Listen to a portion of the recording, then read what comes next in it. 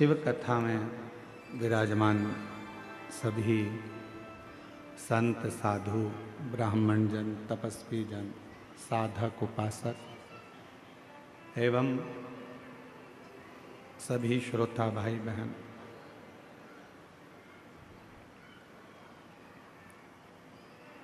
एक मानव का देह और उस मानव के देह में भगवान शिव की अविरल भक्ति।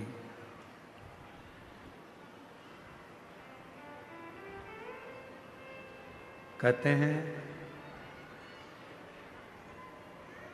पूरे जीवन में मनुष्य के शरीर में यदि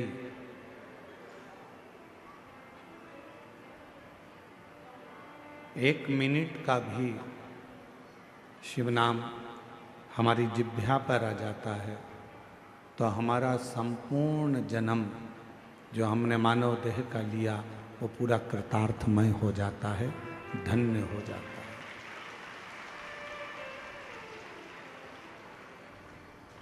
एक मनुष्य ऐसा है जो पैसे वाले को ढूंढता है।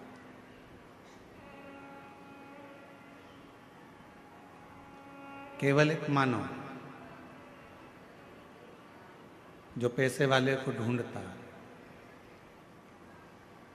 बाकी का ना कोई पशु, ना पक्षी, ना जानवर, ना कोई जीव, ना कोई जलचर, ना कोई थलचर, कोई ऐसा नहीं है जो पैसे वाले को ढूंढता हो।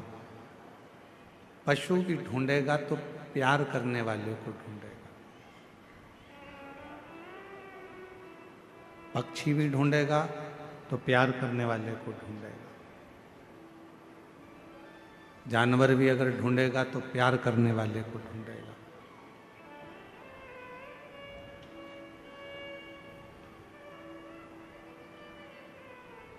मनुष्य पैसे वाले को ढूंढता है, मानव धन वाले को ढूंढेगा, पर जानवर पशु पक्षी कभी पैसे वाले को नहीं ढूंढता। जानवर पशु पक्षी ये सब प्यार करने वाले को ढूंढते हैं कि हमें स्नेह कौन करे।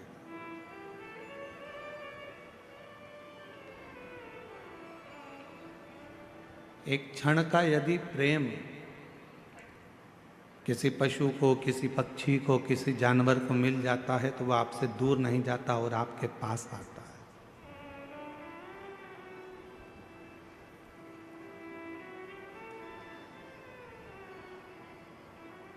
वो आपसे दूर जाने का प्रयास ही नहीं करेगा। आप खुद प्रैक्टिकल कर कर देख सकते हो कि जब हम किसी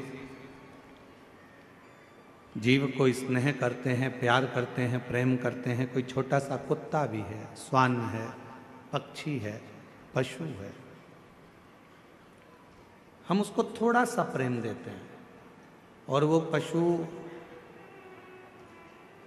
वो पक्षी, वो जीव, वो जानवर हमारे करीब में आता चले जाता है, पास में आता जाता है। बिल्ली का बच्चा देखो तो बिल्ली के बच्चे को प्रेम कर लो, थोड़ा सा हाथ फेर दो, थोड़ा सा स्नेह कर लो तो बिल्ली का बच्चा हमारे पास में आएगा, फिर वो हमको ढूंढता रहेगा। श्वान को देखो, कुत्ता को, तो कुत्ता को भी आप थोड़ा सा प्यार कर लीजिए, वो श्वान, वो कुत्ता भी हमारे पास में आता जाए। क्या चाहिए इनको?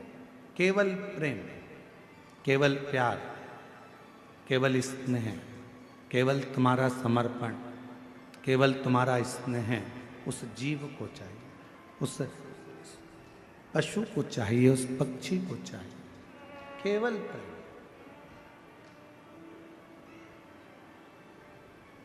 और वो प्रेम के बल पर आपके प्रति इतना समर्पित हो जाता है, प्रेम के बल पर वो आपके प्रति इतना समर्पण धारण कर लेता है कि फिर आपको दुखी नहीं देख सकता।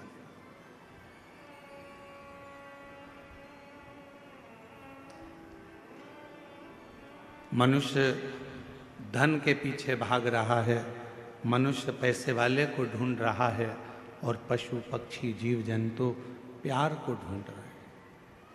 शिव महापुराण की कथा कहती है, भगवान देवादिदेव महादेव का चरित्र कहता है, यदि इस पूरे संसार सागर में यदि प्रेम के बल पर अगर प्रेम मिल रहा है तो समझ लेना कि तुम जिंदगी के सबसे ज्यादा किस्मत वाले व्यक्ति हो, जिसको प्रेम के बदले में प्रेम मिल रहा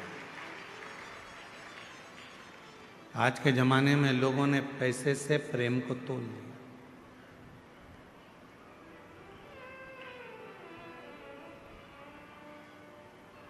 हर व्यक्ति स्नेह कब करता है कि जब मुझे फायदा कहाँ से मिलेगा, मुझे कैसे प्राप्त होगा, मुझे धन कैसे मिलेगा, मुझे प्राप्ति कैसे होगी, इससे मैं क्या लाभ ले सकता हूँ, इससे मैं क्या प्राप्त कर सकता हूँ, ये वो विचार करता है। पर मैंने तेरे ही भरोसे बाबा, तेरे ही भरोसे हवा विच उड़ती जावांगी बाबा, डोर हर तो छड़ी नाम कटी जावांगी। भोले मैं तेरी पतंग, शंभू मैं तेरी पतंग। शिव पुराण की कथा कर रही है, भगवान शंकर का चरित्र कह रहा है कि शिव जी का ना कोई दुश्मन है, भगवान शंकर का ना कोई द्रोही है। शंकर भगवान का ना कोई दुश्मन, ना कोई द्रोही, ना कोई घात करने वाला, ना कोई परेशान करने वाला, शंकर के सब प्रेम है।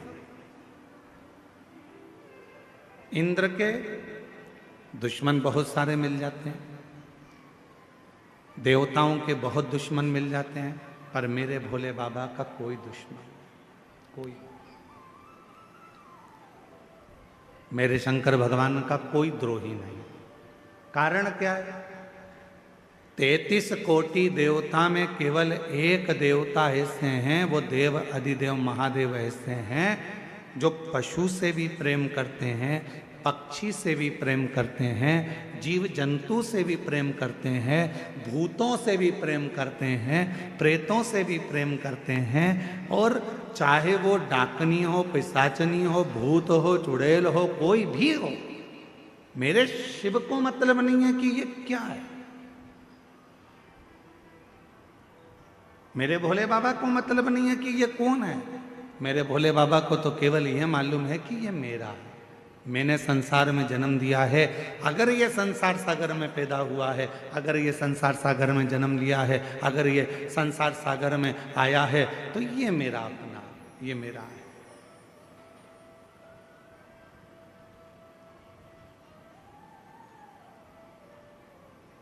फिर इसमें कोई भेद नहीं है हमारा, ये मेरा अपना है और मैं इसका, इसमें कोई भेद नहीं। शिव पुराण कह रही है, भगवान शंकर का चरित्र कह रहा है, ऐसा कोई देवता नहीं जो सर्प को भी श्रृंगार बना ले, ऐसा कोई देवता नहीं जो राख को भी, भस्म को भी अपना श्रृंगार बनाकर अपने शरीर पर धारण कर ले।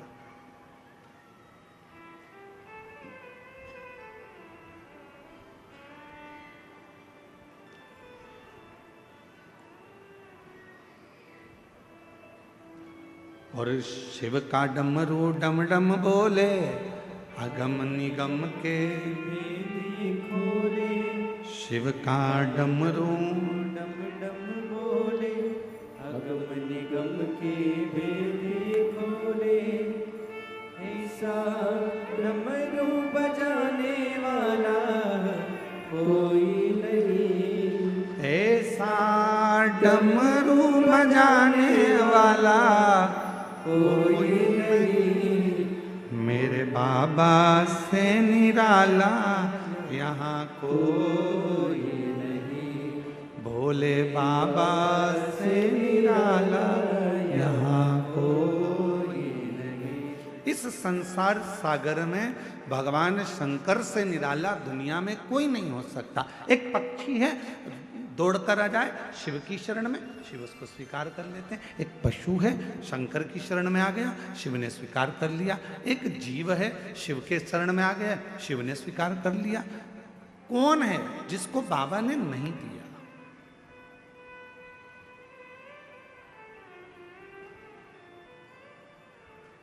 एक सुंदर कथा आती है पितरों की। एक बार सारे पितर जानते हो ना आप लोग, जम के तो बोलो, जो चले गए, प्राण छूट गए, जो चले गए, वो पितरों की गिनती में आए।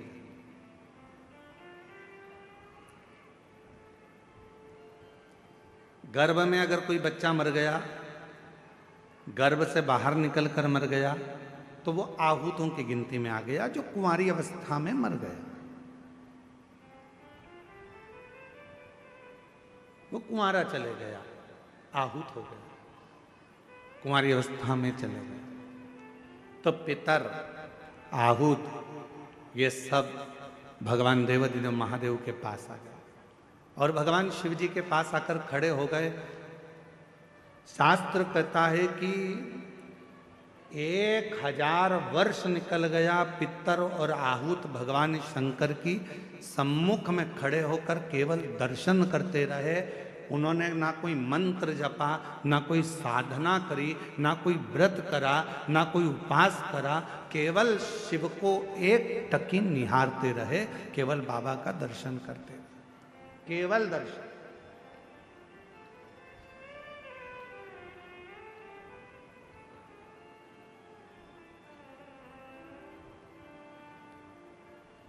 कितना फल है दर्शन का, जरा देखिएगा। 1000 वर्ष तक पितर, आहूत, ये सब शिव जी का दर्शन कर रहे हैं। 1000 वर्ष बोले कुछ नहीं है, ना मंत्र बोला, ना तप करा, ना साधना करी, केवल भगवान का दर्शन किया, खड़े रहे बस भगवान के इंतजार में। भगवान के नेत्र खुलेंगे, बाबा हमको देखेंगे, देखेंगे तब हमें वर देंगे। शिव जी 1000 वर्ष की समाधि में लीन थे।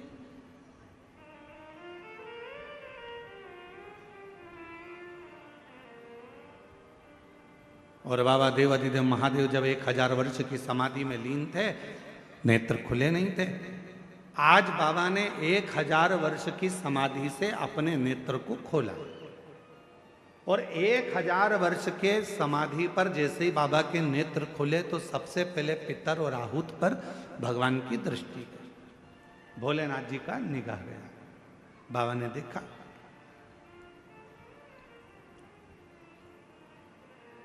शिव जी ने पितरों को बुलाया, आहूतों को बुलाया और बुलाकर पूछा, क्यों भाई, क्या बात है, तुम यहां खड़े हो,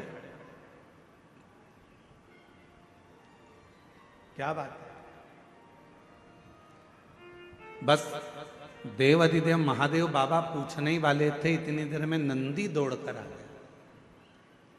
और नंदी दौड़कर आया और आते से ही भगवान भोलेनाथ जी से बोला, प्रभु आपने तो इनको अब देखा है, जितने समय से आप तप कर रहे हो उतने समय से ये बाहर खड़े होकर आपका दर्शन कर रहे हैं, इंतजार कर रहे हैं। नेत्र खुलेंगे, बाबा हमें वर देंगे, नेत्र खुलेंगे, बाबा हमें वर देंगे। 1000 वर्ष इन पितरों को हो गया, 1000 वर्ष इन आहूतों को हो गया, आपका दर्शन कर रहे हैं प्रभु, आप इन्हें वर दे दीजिए। शिव जी ने पितरों से पूछा, तुम क्या चाहते हो, तुम्हें चाहिए क्या? आहूतों से पूछा, तुम्हें क्या चाहिए, तुम बोलो। पितर और आहूत दोनों एक ही बात बोले, प्रभु संसार के लोग श्राद्ध पक्ष में हमको जल देंगे। संसार के लोग जब श्राद्ध आएगा, 16 श्राद्ध 16 दिन के आएंगे, तब ब्राह्मण को भोजन कराएंगे, पिंडदान करेंगे, तर्पण करेंगे, श्राद्ध करेंगे, तर्पण में जल देंगे, तब हमको जल प्राप्त होगा, तब हमको भोजन प्राप्त होगा, तब तक हम भूखे रहेंगे। इसलिए प्रभु एक कृपा कर दो कि ऐसी कोई व्यवस्था कर दो कि घर के लोग, परिवार के लोग, कुटुंब के लोग, कोई भी प्रतिदिन या हफ्ते में एक बार कैसे भी उनके माध्यम से हमें जल प्राप्त हो जाए और हम तृप्त हो जाएं। भगवान देवाधिदेव महादेव ने वर दे दिया पितरों को, आहूतों को। क्यों चिंता करते हो? जब संसार का मनुष्य मेरे शिवलिंग पर जल चढ़ाएगा, वो जल बहकर जब नीचे की ओर आएगा और अशोक सुंदरी से स्पर्श कर कर आगे बढ़ेगा, उसी समय पर आपको वो जल प्राप्त हो जाएगा और सारे पितर और आहूत तृप्त होते चले जाएंगे। वो जल आपको वहां प्राप्त होगा।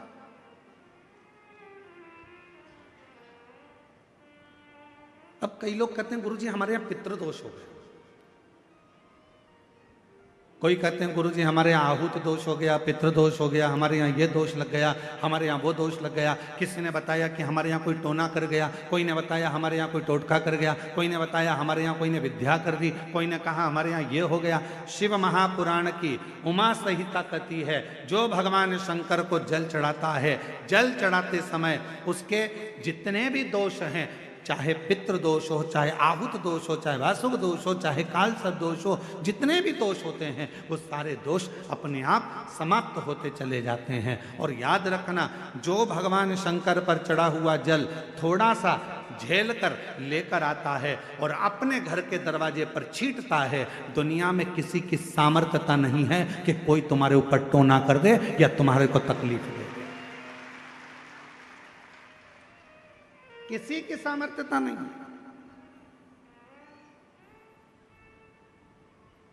हम तो बाबा के भरोसे चलते हैं, हम तो बाबा के भरोसे चलते हैं।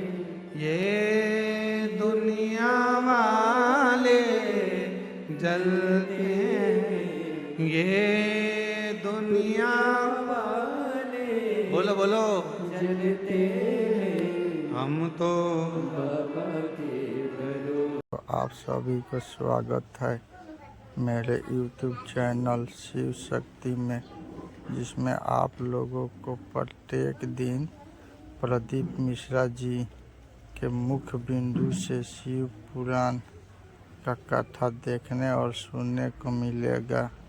आप लोग लाइक और सब्सक्राइब जरूर करें। धन्यवाद। चलते देवघर वाले के भरोसे चलते, डमरू वाले के भरोसे चलते। हम उस पर आश्रित होकर चलें। जब हम पूर्ण आश्रित हो जाएंगे तो वो हमको संभाल। क्या चाहिए मेरे भोले बाबा को?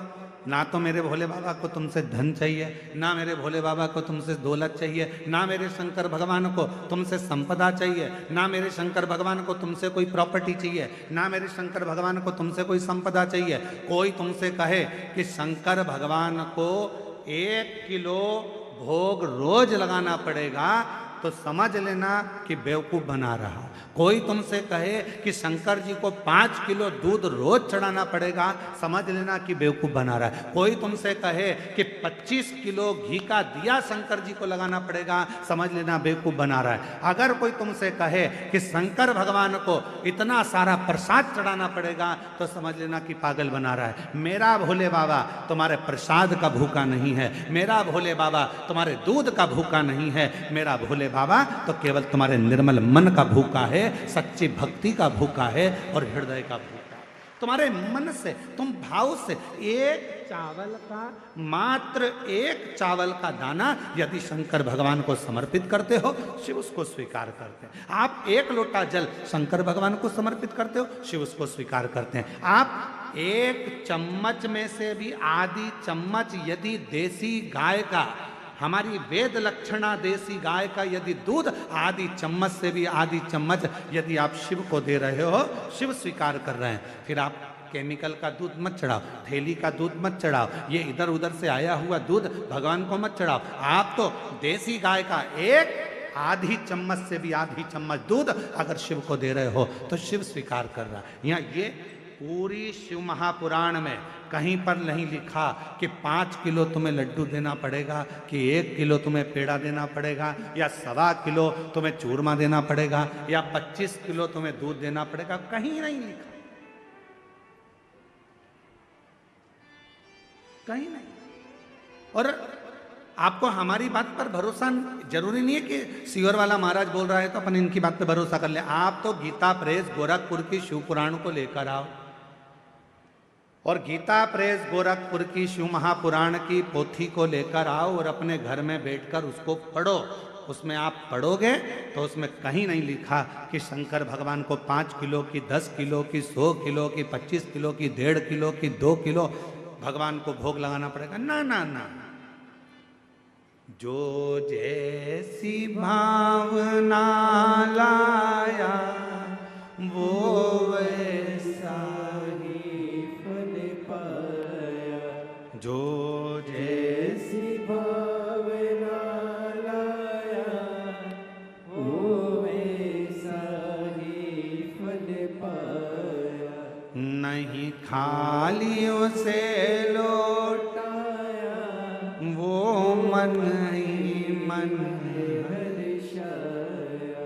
और कर दिया माला माल काशी वाले, लुटा दिया भंडार काशी वाले। ओ लुटा दिया भंडार काशी वाले, कर दिया माला काशी वाले। आडंबर में मत पड़ो। कोई तुमसे कहे कि इतना देना पड़ेगा, कोई तुमसे कहे कि हमें भगवान की ऐसी पूजन करना है, इतना रुपया जमा करना पड़ेगा, हमें भगवान की ऐसी आराधना करना है, तुम्हें इतना पैसा देना। ना ना ना ना, भगवान धन से नहीं, भगवान मन से प्रसन्न। उसकी प्रसन्नता उसका मन है।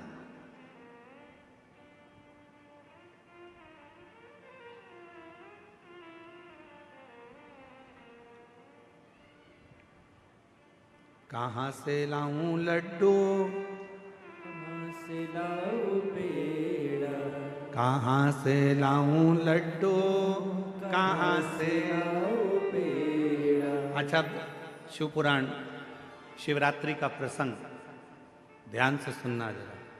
शिव महापुराण में शिवरात्रि के प्रसंग का वर्णन है। एक भील के ऊपर, वन में रहने वाला वो भील के ऊपर कर्जा हो गया था। कर्जा,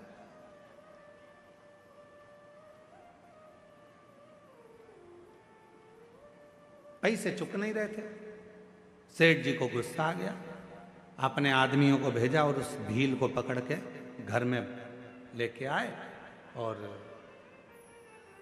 एक टूटा हुआ शिव का मंदिर था, उस मंदिर में उसको ले गए और उसको बांध दिया। मंदिर में ले जाकर बांध दिया। जब तक तू हमारा कर्जा नहीं चुकाएगा तब तक हम तेरे को यहां से छोड़ने वाले नहीं। भील रोने लगा, सेठ जी मत मेरे को बांधो, मैं हाथ जोड़ता हूं सेठ जी, मैं आपका पूरा कर्जा चुका दूंगा। सेठ जी मैं आपके पांव पड़ता हूं, मुझे छोड़ दो।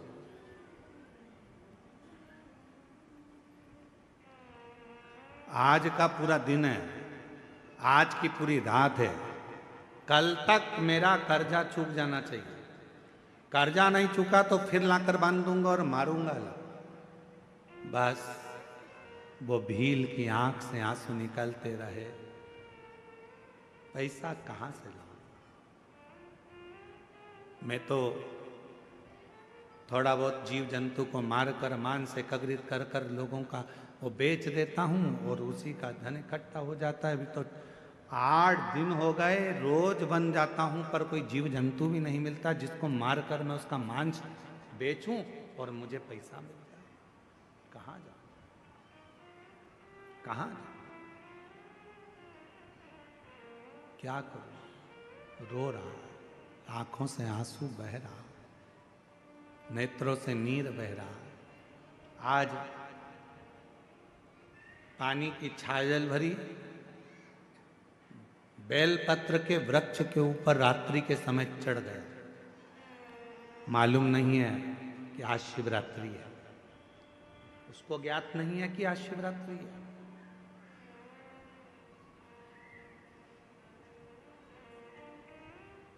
आज के लोग सनातन धर्म को छोड़कर दूसरे धर्म में जा रहे हैं। क्यों?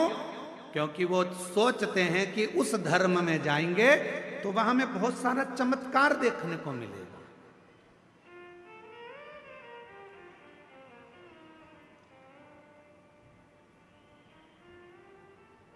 उस धर्म में जाएंगे तो हमको ना जाने थोड़ा थोड़ा कुछ अच्छा देखने को मिलेगा। उनके भगवान प्रबल हैं, उनके भगवान ऐसे कर दिए, उनके भगवान ने ऐसा। अरे भाई, हमारे शास्त्रों को अध्ययन करो, पढ़ो, सुनो, मालूम पड़ेगा कि सनातन धर्म से बड़ा दुनिया में कोई धर्म ही नहीं है, कोई धर्म नहीं। और पहले तो हम किसी को भी ये धर्म मानते ही नहीं है, हमें मतलब ही नहीं, हमें तो केवल सनातन धर्म ही एक धर्म है। बाकी का जितने भी तुमको नजर आते हैं दूसरे दूसरे, ये धर्म नहीं है, ये तो एक पंथ बना दिया है। नहीं, ये धर्म की गिनती में नहीं आते। इनको हम सनातन धर्म के अंतर लेते ही नहीं, हम इनको धर्म मानते ही नहीं।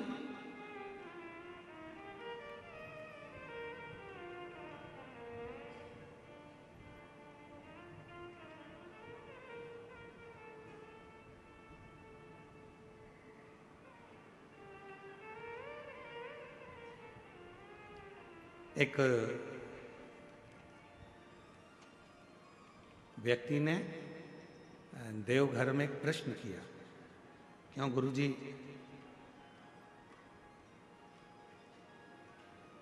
आपके सनातन धर्म में गौ माता को माता क्यों कहते हैं?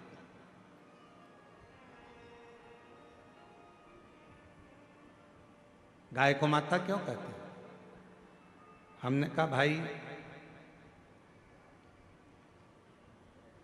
तुम सनातनी नहीं हो? कहा नहीं, हम दूसरे को मानते हैं। हमने कहा ठीक है।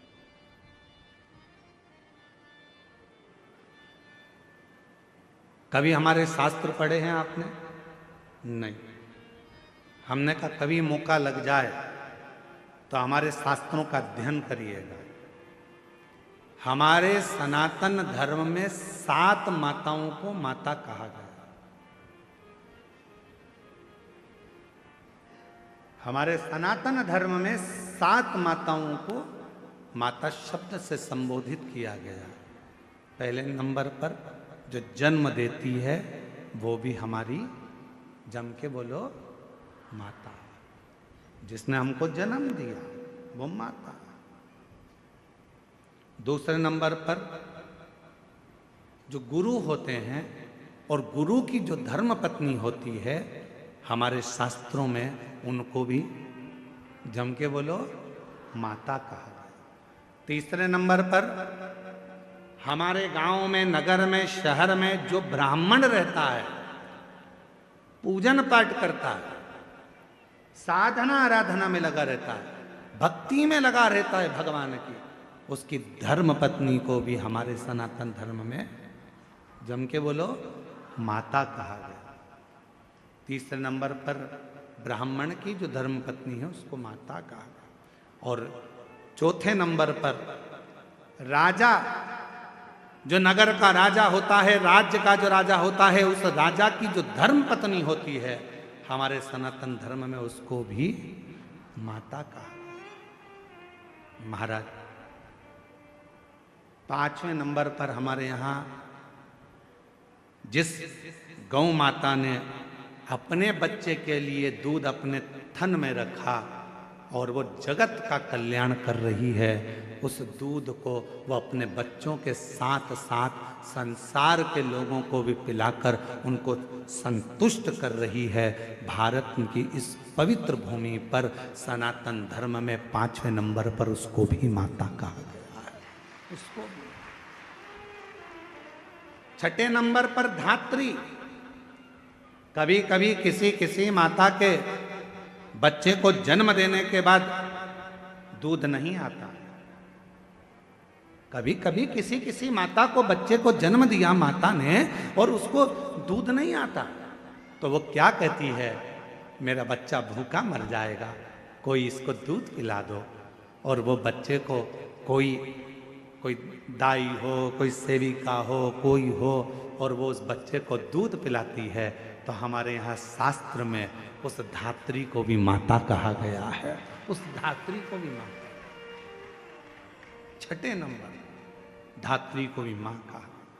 और हमारे शास्त्रों में, सनातन धर्म में 7वें नंबर पर ये वसुंधरा को, ये पृथ्वी को, ये भूमि को, ये धात्री को, ये वसुंधरा को, पृथ्वी को, भूमि को भी हमारे यहाँ माता से संबोधित किया गया, जो हमेशा देती रहती है, तुमसे कुछ लेती नहीं, कुछ नहीं।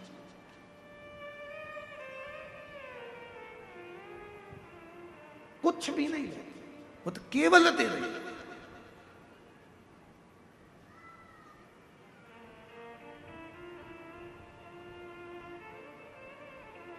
उसका काम है केवल देना ही देना।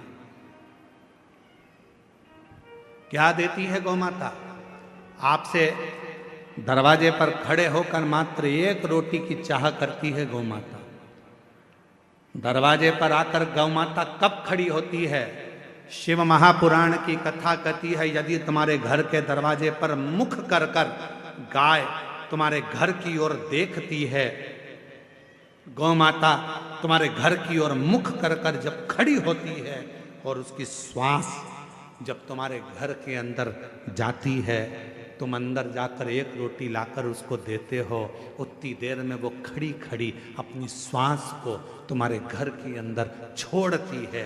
अर्थात तुम्हारे यहाँ कोई बहुत बड़ा दुख आने वाला था, तो वो गौ माता अपनी श्वास से अंदर शिव की स्तुति करती है, श्वास को छोड़कर जो दुख आने वाला है उसको निगल लेती है, और वो गौ माता एक रोटी लेकर तुम्हारे दरवाजे से चली जाती है।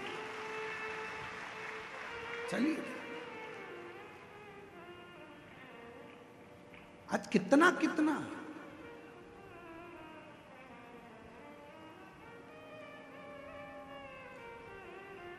कितने संत, साधु, सन्यासी, तपस्वी, साधक, उपासक गौ माता के लिए प्रयास कर रहे हैं। कितने कितने संत लगे हैं, कितने कितने साधु लगे हैं, कितने कितने सन्यासी लगे हैं, जो किसी ना किसी रूप में गौ माता को बचाने के लिए, गौ माता की सुरक्षा के लिए प्रयास कर रहे हैं। क्यों बचाना चाहते हैं?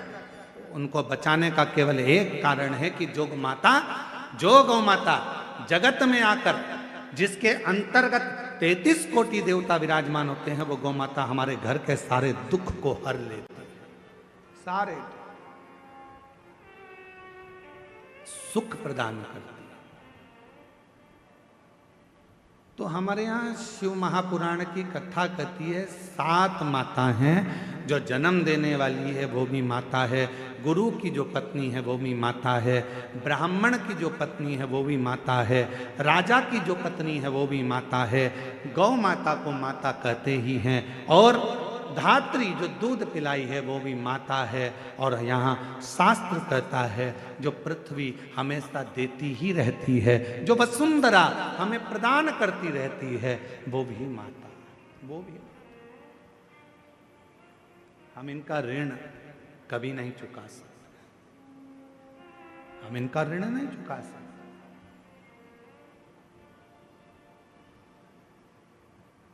इनका ऋण चुकाने के लिए बहुत बहुत प्रयास करना पड़ेगा, बहुत प्रयास। कितना सुंदर कहा है, एक व्यक्ति कहता है कि गुरुजी, मैंने कभी कोई कर्जा नहीं लिया और मरूंगा तो बिना कर्जे के जाऊंगा। अब उसका शब्द सुना तो हमको बहुत तेज हंसी आई। हमने कहा ऐसा तो हो नहीं सकता कि तू बिना कर्जे के चलेगा। हे गुरुदेव, मैंने अपनी जिंदगी में कोई कर्जा नहीं लिया, पर मरूंगा तो बिना कर्जे के मरूंगा। 1 रुपए का कर्जा लेकर नहीं जाऊंगा, किसी का कर्जा लेकर नहीं मरूंगा। पर हमारा तो शास्त्र कहता है कि व्यक्ति बिना कर्जे के मरता ही कहाँ है,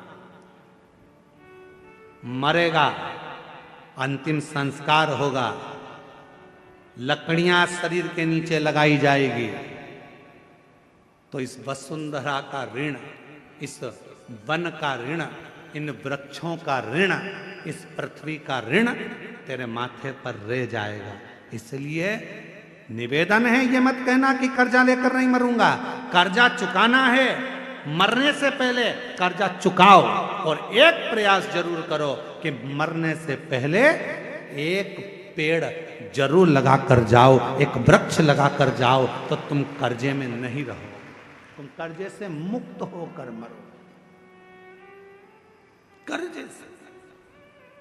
इसलिए इस वर्ष 2026 में फरवरी माह में जो महाशिवरात्रि आ रही है, विठले सेवा समिति और आप और हम सब मिलकर उसको ग्रीन शिवरात्रि मना रहे हैं। कौन सी शिवरात्रि है? ग्रीन शिवरात्रि, हरित शिवरात्रि। ग्रीन शिवरात्रि का मतलब यह है कि शिवरात्रि के दिन पूरे दुनिया में जितने भी शिव भक्त हैं, भगवान शंकर के उपासक हैं, 2026 में फरवरी महीने में 3 दिन तक शिवरात्रि के 2 दिन पहले से एक छोटे से बेल वृक्ष की, बेल के पौधे की, बेलपत्री के पौधे की पूजन करो, शंकर जी के मंदिर में उसकी आराधना, अपने घर के अंदर उसकी आराधना करो, और शिवरात्रि के दिन एक साथ पूरी दुनिया में, पूरी पृथ्वी पर करोड़ों लोग एक साथ बेलपत्री का पौधा जहां तुमको मौका मिल जाए वहां लगाना, और रोज प्रतिदिन उसमें जल चढ़ाना, जिससे वो पौधा बड़ा होगा। अपन मर भी जाएंगे तो अपने हाथ का लगा हुआ वो पौधा पेड़ बनेगा, और उसकी बेलपत्र शिव जी को चढ़ती रहेगी और अपना आनंद पाते रहेंगे। इसलिए उसको ग्रीन शिवरात्रि कहा। एक ग्रीन शिवरात्रि का ये अवसर 2026 में जो फरवरी के महीने में महाशिवरात्रि आ रही है, उसको संपूर्ण दुनिया, संपूर्ण विश्व उस शिवरात्रि को ग्रीन शिवरात्रि के रूप में माने। लगाओ एक एक पौधा, भगवान शंकर के नाम का बेलपत्र के पौधे का स्मरण करो, लगाओ, अपने जीते जी एक पौधा लगा कर जाओ, जिससे मरने के बाद हम शंकर की पूजा नहीं कर सकते तो हमारा लगाया हुआ वो पेड़ बेलपत्री का, उस वृक्ष की पत्ती टूटकर शंकर जी को चढ़ेगी। अब ये तुम बेलपत्री लेके आए हो, ये बेलपत्री तुम लेके आए हो, शंकर जी को चढ़ाया, मेरी जीजियां सिर पे पल्लू ले लेके और बेलपत्री बड़े प्रेम से चढ़ा रही थी, तो हम उनका मुंह देख रहे थे, तो हम सोच रहे थे ना जाने कहाँ कहाँ के पेड़ की, ना जाने किस किस ने पेड़ लगाया होगा, भगवान जाने जिसने पेड़ लगाया होगा उसकी बेलपत्र टूटकर शिवपोथी पर आ रही है। ये चढ़ाने वाले तो धन्य हैं, पर इनसे ज्यादा धन्य है वो व्यक्ति जिसने ये पेड़ लगाया था और जिसकी बेलपत्र शिव जी की।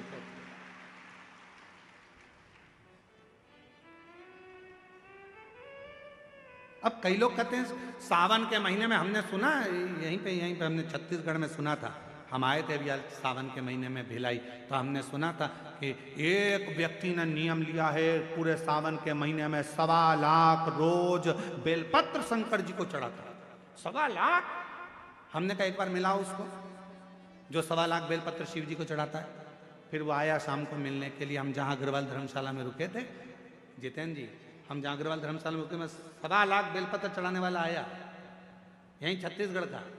फिर हमसे मिला, हमने उसको प्रणाम किया, हमने कहा धन्य आप, 1.25 लाख बेलपत्र चढ़ाते हो शंकर भगवान को। हाँ गुरु जी, और आज से नहीं चढ़ा रहा हूँ, 5 साल हो गए चढ़ाते चढ़ाते। हमने कहा ठीक है, अब ये बताओ 1.25 लाख बेलपत्र आप शिव जी को चढ़ाते हो, आपने कितने बेलपत्री के पेड़ लगाए? उसने कहा गुरु जी पेड़ तो एक भी नहीं लगाया, पेड़ एक भी नहीं लगाया। 1.25 लाख बेलपत्र का अभिषेक कर रहा हूं, 1.25 लाख बेलपत्र शंकर जी को चढ़ा रहा हूं, 1.25 लाख बेलपत्र का अनुष्ठान कर रहा हूं, सावन के महीने में मैं शंकर भगवान को प्रसन्न कर लूंगा। अरे लंकापति रावण से सीखो, उसने किसी का सामान शिव जी को नहीं चढ़ाया, खुद की मुंडी काट कर चढ़ा देता था, स्वयं की शीश काट कर शिव जी को देता था।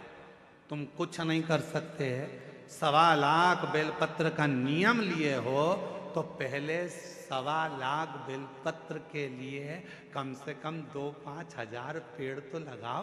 पेड़ लगाओगे फिर बेलपत्र निकालो, फिर शिव जी को चढ़ाओ। दूसरे के लगे लगाए पेड़ में से दूसरे का फ्रिज खोल कर दूध निकाल कर चाय बना के पी गए तो चोटे कहलाओगे।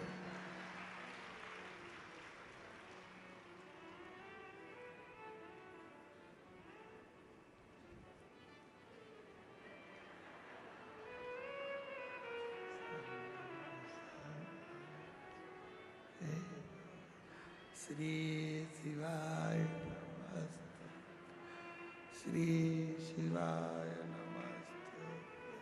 भगवान ऊपर से देख रहा कितनी ढोंग कर रही। श्री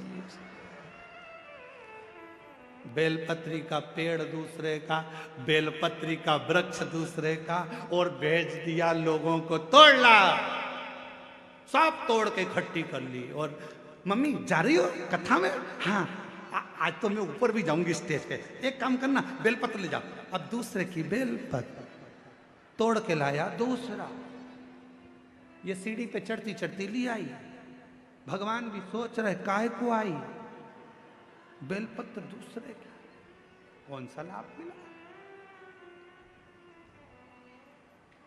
तैयारी कर लेना, 2026 में फरवरी महीने में जो महाशिवरात्रि आ रही है, एक छोटा सा पौधा लेकर रख लेना या बीज से लगाकर रख लेना। उसको शिवरात्रि के दिन आप और हम कहीं ना कहीं अपने अपने क्षेत्र में उसको लगाएंगे, और उसका फोटो खींचकर तुम हमारे पास भेजना। हम उसको पूरी टीवी पर लगातार करोड़ों लोगों का फोटो कथा में दिखाते रहेंगे, और आपका एक पौधा एक वृक्ष इस पूरी पृथ्वी को, पूरी वसुंधरा को सुंदर बनाए। पूरी वसुंधरा।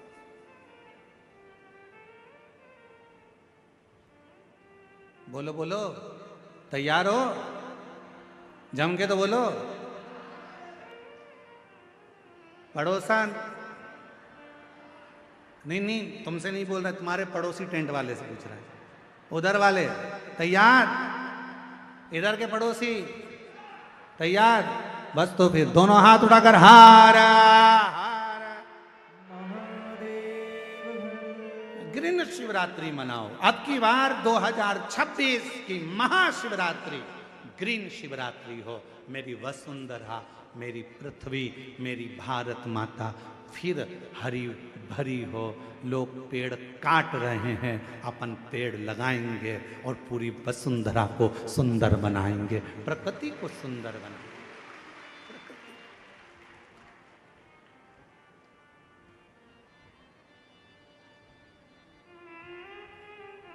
शिव है, शंकर मां मां है। शिव कथा कर रही है, भगवान शंकर का पवित्र चरित्र कर रहा है। भगवान देवादिदेव महादेव की पवित्र कथा कर रहा है। शिव को तुमसे कुछ नहीं चाहिए।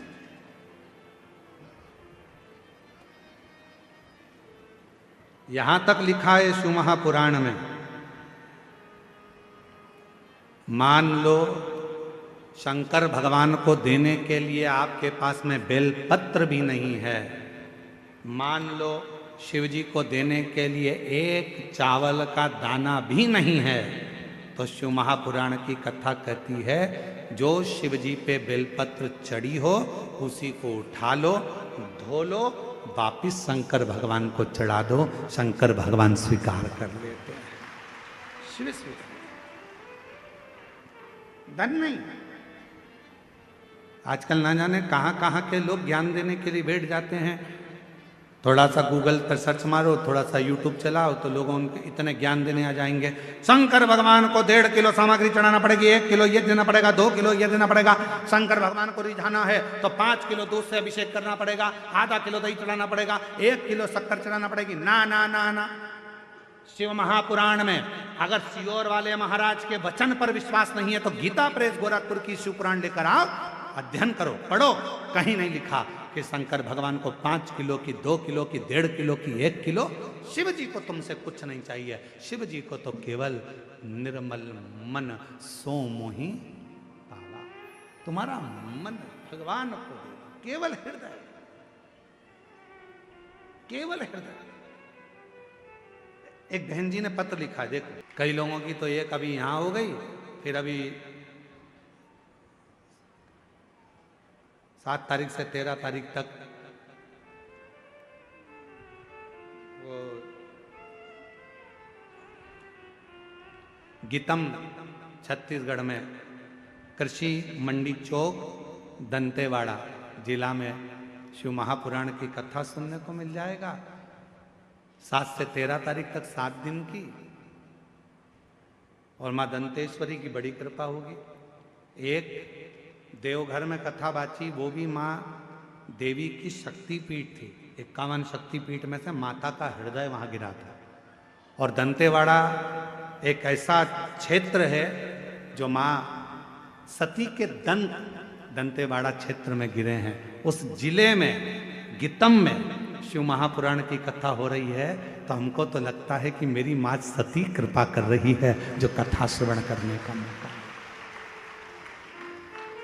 और प्रयास करेंगे, गीतम दंतेवाड़ा में जो कथा होगी उसके लिए हम प्रयास करेंगे कि 7 दिन मां दुर्गा भवानी मां सती के एक एक स्वरूप का व्याख्यान करा जाए, और शिव और सती की दंतेश्वरी माता की कथा का रसतत्व दुनिया में लोगों को मालूम पड़े कि दंतेश्वरी माता कौन है, लोगों को मालूम पड़े कि छत्तीसगढ़ की पवित्र भूमि पर दंतेवाड़ा में जो दंतेश्वरी माता है उनका प्रागट्य कैसे हुआ, लोगों को मालूम पड़े कि दंतेश्वरी माता का स्वरूप क्या है, लोगों को मालूम पड़े कि दंतेश्वरी माता कैसी कृपा करती है।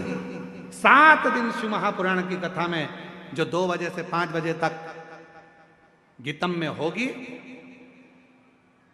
वहां प्रयास करेंगे कि पूरा मां दंतेश्वरी पर उस कथा का रस्तत्व। तो ये तो शिव कृपा है भगवान शंकर की। तो कभी इनसे पूछना, देव कुमार जैन जी से, इनके मन में आया बाबा कथा का मन में भाव है, 5 पंडाल हो गए, व्यवस्था कुछ नहीं है, तू व्यवस्था कर। और शंकर भगवान ने ऐसी कृपा करी, देव कुमार जैन जी से पूछना कि बाबा ने ऐसा डमरू बजाया कि बाबा देव अधिदेव महादेव ने ऐसी कथा कराई कि पूरा कोकपुर के लोगों ने आनंद लिया। शिव पुराण की कथा कांकेर क्षेत्रवासियों ने, और वही कृपा जितेंद्र जी पे हो गई। ये शिव कृपा, शंकर कृपा।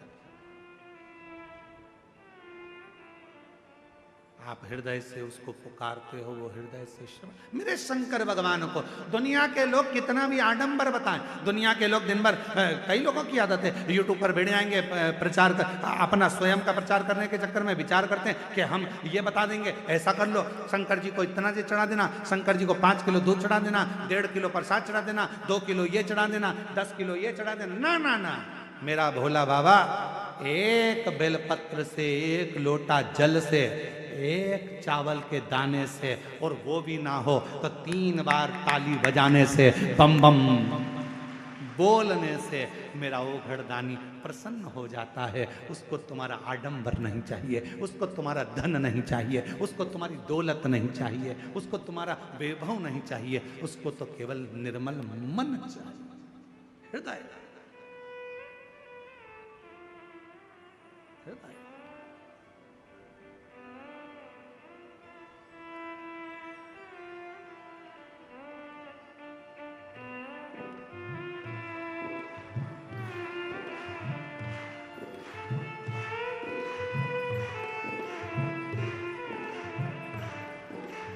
दोनों हाथों से तेरे संग में रहूंगी, ओ भोलेनाथ तेरे संग में रहूंगी, ओ भोलेनाथ। तेरे कथा का प्रस्तुति मध्य प्रदेश सीहोर से किया जा रहा है। कथा का वाचक प्रदीप मिश्रा के द्वारा किया जा रहा है, और आप सभी तक शिव शक्ति यूट्यूब चैनल द्वारा पहुंचाया जा रहा है। इसे आप सभी इस चैनल को लाइक और सब्सक्राइब जरूर करें। धन्यवाद। रहोगी ओ भोलेनाथ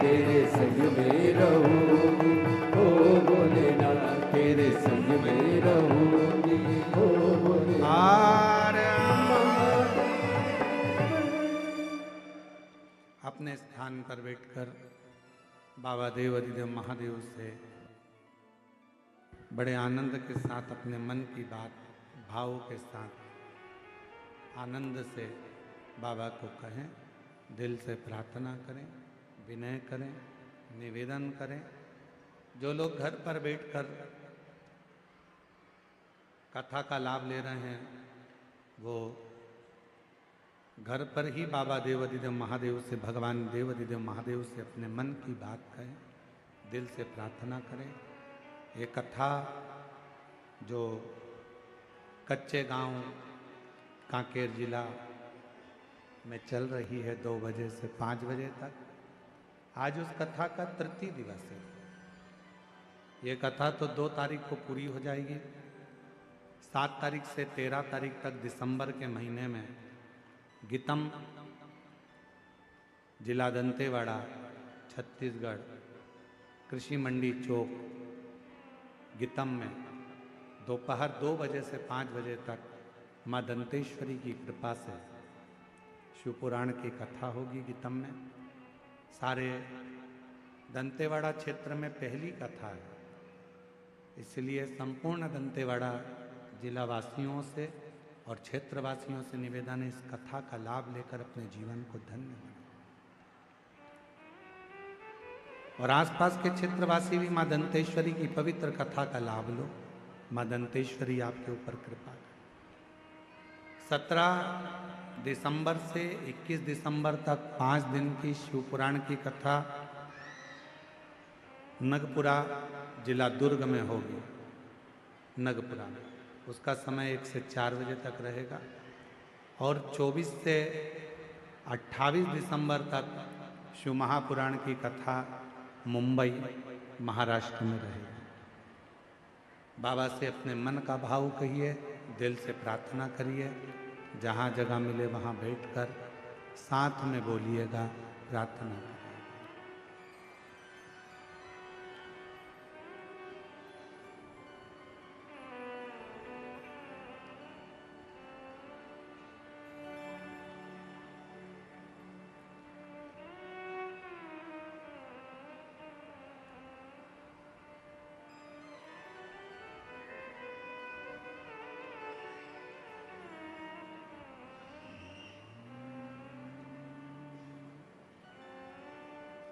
श्री शिवाय नमस्तुभ्यं। श्री शिवाय नमस्तुभ्यं। श्री शिवाय नमस्तुभ्यं। श्री शिवाय नमस्तुभ्यं। श्री शिवाय नमस्तुभ्यं। भोला सब दुख काटो, ओ भोला सब दुख काटो। शिव शंकर जपूं तेरी माला, भोले बाबा जपूं तेरी माला। भोला सब दुख काटो, ओ भोला सब दुख काटो। वेश है मंगलकारी, वेश है मंगलकारी।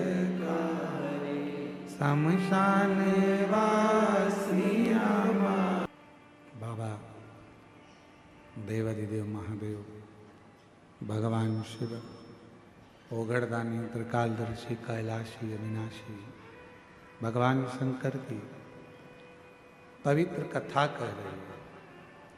शिव महापुराण की कथा वर्णन कर रही है,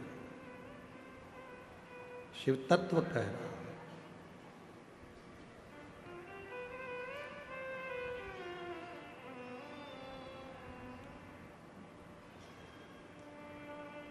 जिस समय पर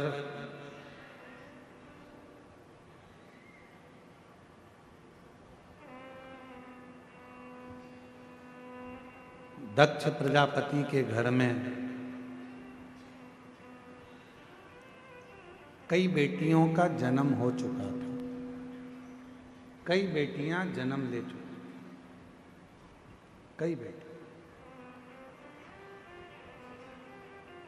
बेटों ने भी जन्म लिया। पर जब दक्ष प्रजापति के घर में बेटों का जन्म हुआ, जन्म होने के बाद देवऋषि नारद ने दक्ष प्रजापति के पुत्रों को शिवहरि के सत्संग में लगाया।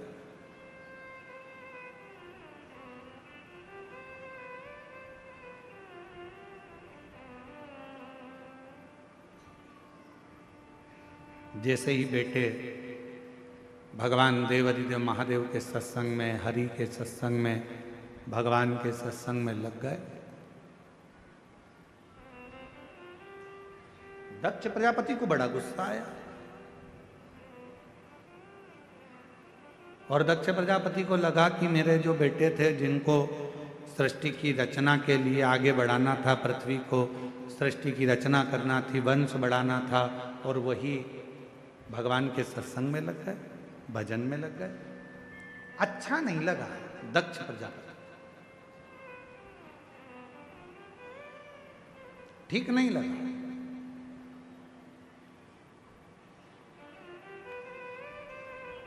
अच्छा, शिव महापुराण की कथा कहती है, भगवान शंकर का चरित्र वर्णन करता है कि मानव की देह मिले और मानव की देह में अगर हम भगवान का भजन ना कर पाए तो वो जिंदगी बेकार, वो जीवन बेकार।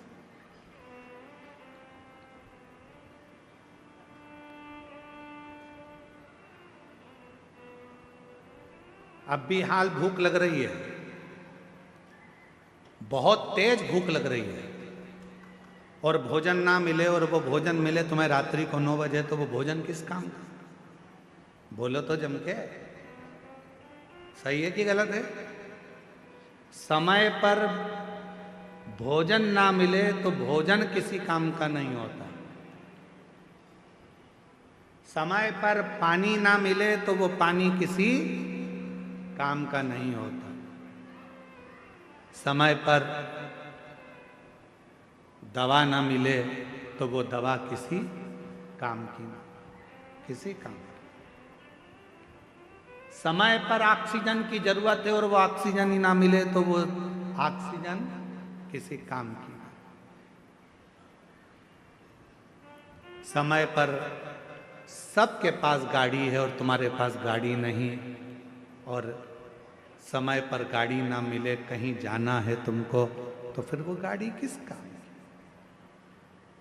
समय पर जमीन ना मिले, बंगला ना मिले, तो वो जमीन और बंगला, अब मालूम पड़े बंगला भी मिला, जमीन भी मिली, जब तुम्हारा शरीर थर थर थर थर कांपने लगा, मुंडी भी हिलने लगी, चेहरा पूरा हिल रहा है, हाथ पैर हिल रहे हैं, कमर झुक गई है, और फिर बच्चे कहें कि पिताजी माताजी मैंने तुम्हारे लिए एक जोरदार बंगला बनाया है, बंगले में तुम्हारे लिए एक कमरा बनाया है, कमरे में मैंने तुम्हारे लिए एसी लगाया है, फ्रिज रखा है, ये रखा है, वो रखा है, तो फिर वो कमरा किसका?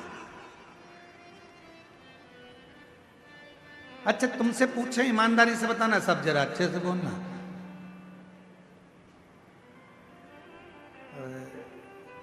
इधर वो क्या बोलते हैं, गन्ने को गन्ना बोलते हैं कि ईख बोलते हैं कि शुगर बोलते हैं, क्या बोलते हैं? गन्ना ना। गन्ना खाने का मजा कब है? जब मुख में दांत हो और मालूम पड़े पूरा सोफा सेट ही निकल गया।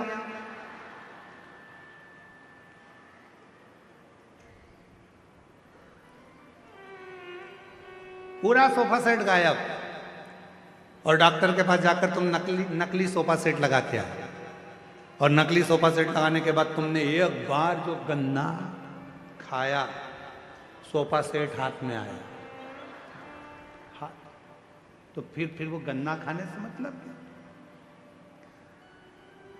समय पर भोजन ना मिले तो भोजन बेकार है, समय पर पानी ना मिले तो पानी बेकार है, समय पर दवा ना मिले तो दवा बेकार है, समय पर ऑक्सीजन ना मिले तो ऑक्सीजन बेकार है, समय पर गाड़ी ना मिले तो गाड़ी बेकार है, समय पर दांत ना मिले तो फिर वो गन्ना वो चना भी बेकार है। और मनुष्य शरीर में समय पर यदि शिव महापुराण की कथा ना मिले तो वो मानव देह भी बेकार,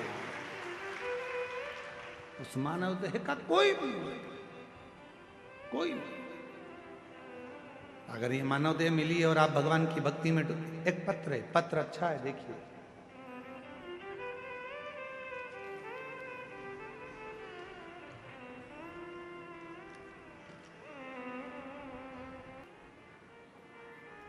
समझ नहीं रहे।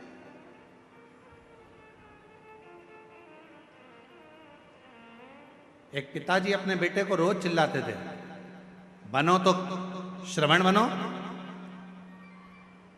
कहां इधर उधर भटकते रहते हो, बनो तो राम बनो, कहां यहां भटकते रहते हो। बेटे को एक दिन गुस्सा आ गया और उसने अपने पिताजी से कहा, क्या पिताजी रोज रोज एक ही बात कहते हो, श्रवण बनो राम बनो, राम बनो श्रवण बनो, राम बनो श्रवण बनो, आज तक तुमने एक बार भी नहीं कहा कि बनो तो कृष्ण बनो। पिताजी ने कहा, बेटा मैं तुझे कृष्ण बनने को भी कह सकता हूं, पर मैं जानता हूं तू भगवान कृष्ण को समझ नहीं सका है। अभी तो भगवान कृष्ण की बाहर लीला को समझता है कि भगवान कृष्ण ने चीर चुराया, भगवान कृष्ण ने माखन चुराया, बस तू उनकी बाहर की लीला जानता है पर भीतर की लीला को तू जान नहीं सका, इसलिए मैं तुझे कृष्ण बनने को नहीं कहता। बेटे को फिर गुस्सा आ गया। बेटे ने कहा, ठीक है आप मुझे राम बनने को कहते हैं, मैं राम बनने को तैयार हूं, लाओ। दशरथ जी ने अपना सिंहासन राम जी को दिया था, तुम अपने तिजोरी की चाबी मुझे दो, अब भी दो। पिताजी ने जूता उठाया और जो धोना चालू करा, ले तुझे मैं सिंहासन देता हूं, चाबी देता हूं। आज का व्यक्ति परमात्मा को जान नहीं पा रहा, बाहर से हमने देखा पर भीतर से ना जाना, भीतर से ना जाना। लोग रामायण में पढ़ते हैं कि मंथरा ने केकई को भड़काया था, बोलो सही है कि गलत है? लोग रामायण में पढ़ते हैं कि एक मंथरा थी, उसने केकई को भड़काया था, पर पूरी रामचरितमानस को उठाकर देखिए, मंथरा एक ऐसी थी, पूरी अयोध्या में घूमती थी, घर घर जाती थी, पूरे घरों में भ्रमण करती थी, पूरे नगर में घूमती थी, हर घर में जाती थी, अवध के राज्य में भ्रमण करती थी और केकई को ढूंढने का प्रयास करती थी। रामचरितमानस में सबके जाने की कथा लिखी है। दशरथ जी गए, राम जी गए, लक्ष्मण जी गए, जानकी जी गई, हनुमान जी का भी लिखा है, सबका लिखा है रामचरितमानस में, पर केवल एक ऐसी है मंथरा जिसके मरने की आज तक कहीं कोई कथा ही नहीं मिली। तो पूछा कि मंथरा कहां गई, तो भगवान राम जी से पूछा कि मंथरा कहां है प्रभु बताओ। तब भगवान राम ने कहा, मैंने मंथरा से पूछा था, मंथरा काकी मैं तुझे क्या वर दूं, बोल।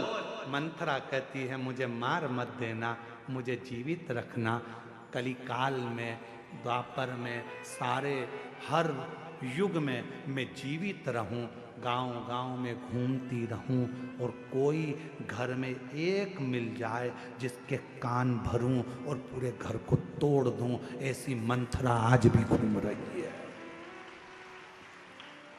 ऐसी मंथरा आज भी घूम रही है, घर घर में आती है, केकई को ढूंढने का प्रयास करती है कि कोई राजा राम जी की नगरी में जैसे केकई मिली थी ऐसी कोई मिल जाए। तुम्हारे घर में भी रोज कोई ना कोई आता है, मिलने वाले फोन लगाते हैं, जुलने वाले मिलेंगे, ये मिलेंगे वो मिलेंगे, वो ढूंढने का प्रयास करते हैं कि इसकी कोई कमजोर कड़ी मिल जाए जिसकी मैं बुराई करना प्रारंभ करूं, घर को फोड़ना प्रारंभ करूं। होते कई लोग, ऐसा नहीं कि संसार में नहीं है, ऐसी कई मंथरा संसार में फिर रही हैं, गांव गांव, नगर नगर, शहर शहर में।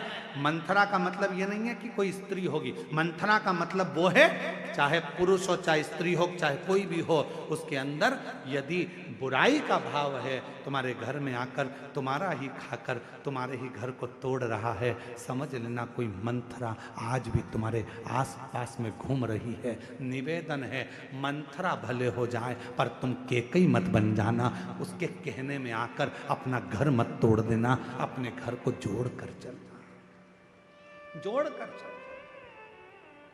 और केवल मंथरा परिवार तोड़ने का काम नहीं करती, आजकल नई डिजाइन की मंथरा हो गई है, जो हमारे सनातन धर्म में भी घुसकर सनातन धर्म को तोड़कर दूसरे धर्म में ले जाकर छोड़ रही है। ऐसी मंथरा भी तुम्हारे गांव में हो, जो सनातन धर्म की बुराई करेंगे। भगवान को मत पूछो, मूर्ति पूजन मत करो, भगवान को जल मत चढ़ाओ, चलो हम तुम्हें लेकर चलते हैं, संडे को हमारे यहाँ आओ, मंडे को यहाँ जाओ, ये करो वो करो। ऐसी कई मंथरा डिजाइन में घूम रही है। मेरा निवेदन है, कच्चे गांव वालों, तुमने भी कच्ची गोटियां नहीं खेली है, इसलिए इन मंथराओं से बचने का प्रयास करना। अपन भी कच्चे गांव के रहने वाले हैं, कच्ची गोटियां नहीं खेले हैं, इसलिए इन मंथराओं के चक्कर में आकर अपना सनातन धर्म मत छोड़ देना। उस धर्म को मजबूत कर कर एक लोटा जल चढ़ा, एक लोटा जल चढ़ाते रहना। हल्के फुल्के नहीं हो तुम, बहुत भारी हो। मैंने देख लिया, हमने 3 दिन में देख लिया, कच्चे गांव बहुत भारी गांव, साधारण नहीं है। ये ब्लास्टिंग में नंबर 1 है, तुरंत फोड़ देते हैं। दुनिया में तो बम कहीं कहीं फूटते हैं, यहां तो रोज फूटते, धड़ फट से। कच्चे गांव साधारण है, कहने में मत आना। मंथरा फिर रही है, जगह जगह जा रही है, तोड़ने का काम कर रही है।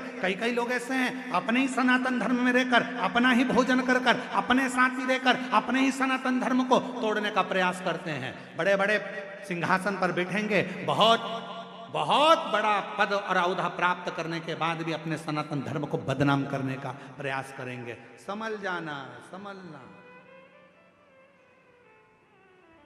समझो, समझ की जरूरत। गधा किस किसने देखा है? हाथ उठाओ जल्दी से। अरे जम के जल्दी से उठा लो, सबने गधा देखा है? चलो ठीक है।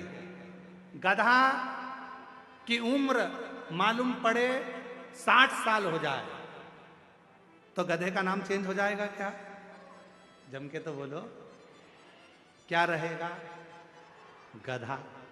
गधा कितना भी बड़ा हो जाए पर वो गधा की गधा ही रहता है। उसी तरह निंदा करने वाला, चुगली करने वाला, बुराई करने वाला, चाहे कितने भी ऊंचे सिंहासन पर बैठ जाए, वो चुगल चोटा ही रहता है, चुगल चोटा ही रहेगा।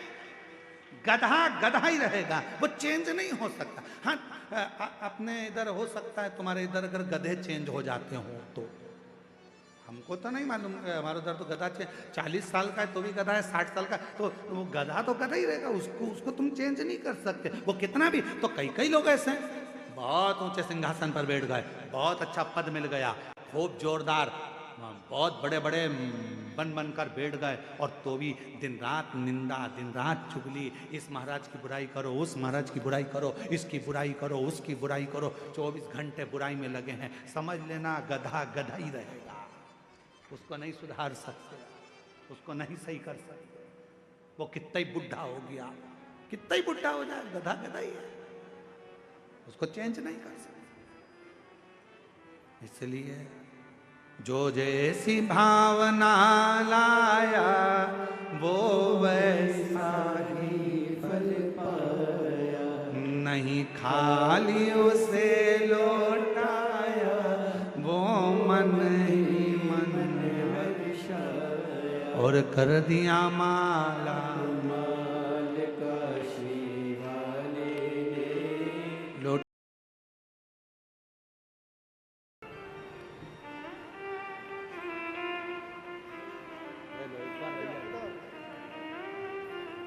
है।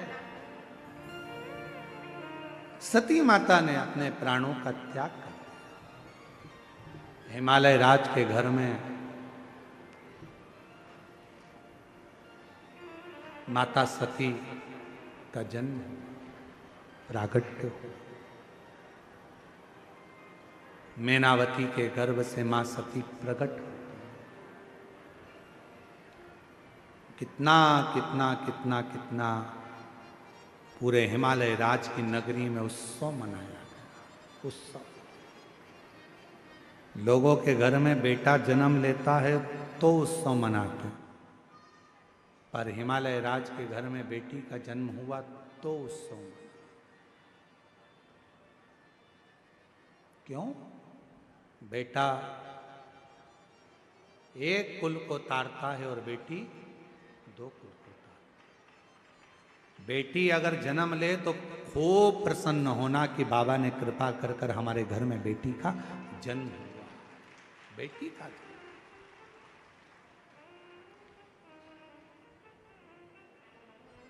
एक रिसर्च में निकला था, माँ जब बेटे को जन्म देती है तो उसकी उम्र थोड़ी कम हो जाती है।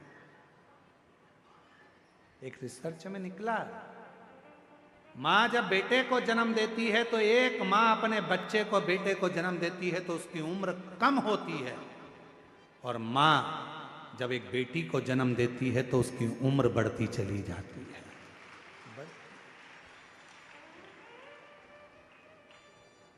बेटी जन्म लेती है तो माता पिता को सुख प्रदान करना प्रारंभ कर देती है, सुख देना। पर ना जाने कहाँ की रीति है, लोग बेटी का जन्म होता है तो आंखों में आंसू भर आता है, रोने लगते हैं, बेटी हो गई, बेटी हो गई, बेटी हो गई।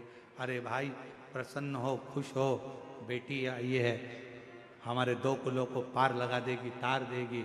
और मेरा बेटियों से भी निवेदन है कि प्रयास करना, माता पिता आपको खूब पढ़ाएं, खूब उन्नति कराएं, खूब अच्छे कॉलेज भेजें, स्कूल भेजें, पर मेरा बेटियों से निवेदन है आप अपने माता पिता को कन्यादान का मौका जरूर देना। अपने माता पिता से कन्यादान जरूर,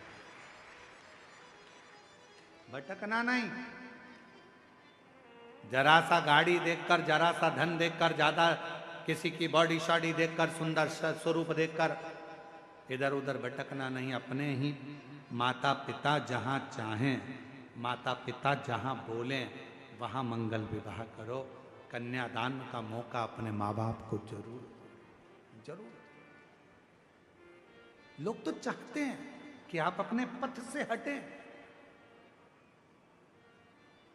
लोग चाहते हैं कि आप अपना पथ छोड़ें, पर उसको छोड़ना। शिव कथा कहती है मां पार्वती जी का मंगल विवाह शिव जी के साथ हो रहा है, बड़े आनंद के साथ। कथा का प्रस्तुति मध्य प्रदेश सीहोर से किया जा रहा है।